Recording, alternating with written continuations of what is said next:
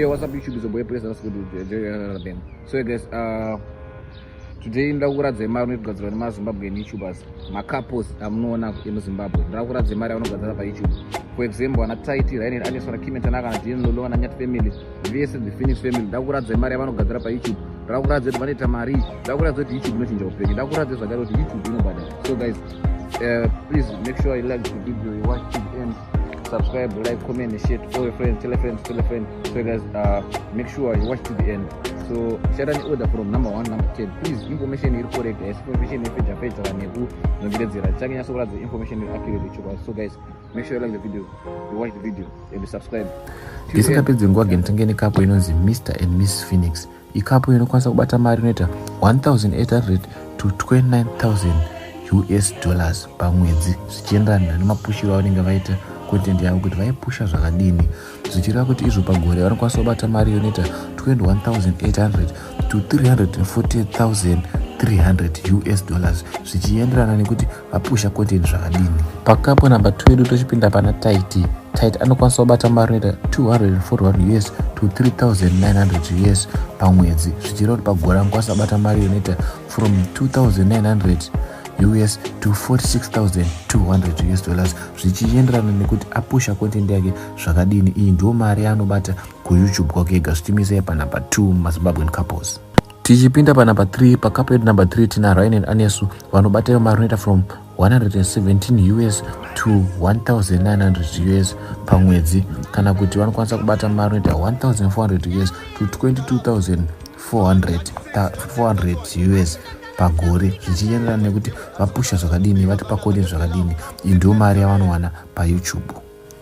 Tichipinda panamba 4 nekapo yedu Denzel and Tapiwa vanowana mari inoita $109 US to $1,800 US pamwedzi from YouTube, kana kuti pagore vanokwanisa kubata mari inoita $1,300 US to $21,000 US pagore, zvichienderana nekuti vapusha content zvakadini, vatipo content zvakadini, uye vachibatsirwa nemusic industry yavari.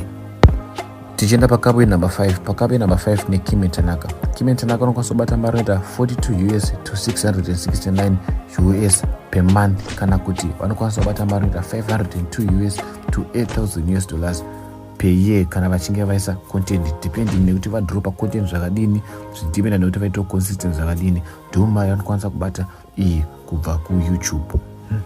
Tochienda pakapo namba 6, kapo namba 6 tina Gift na Kiara Kalonga.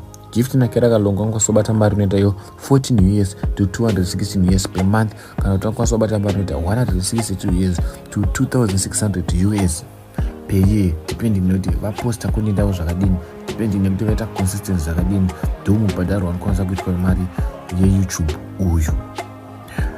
Tichipinda pakapo namba 7, kapo namba 7 tina Tanyah and Richard. Tanyah and Richard vanobata mari inoita from $4 US to $67 US per month, ora vanokwanisa kubata mari inoita from $51 US to $809 US per year, zvichireva kuti is depend nekupusha kwavaita nekuita consistent kwavaita, ndo kuitawo mari yakati wande kwavanokwanisa kuita ikoko.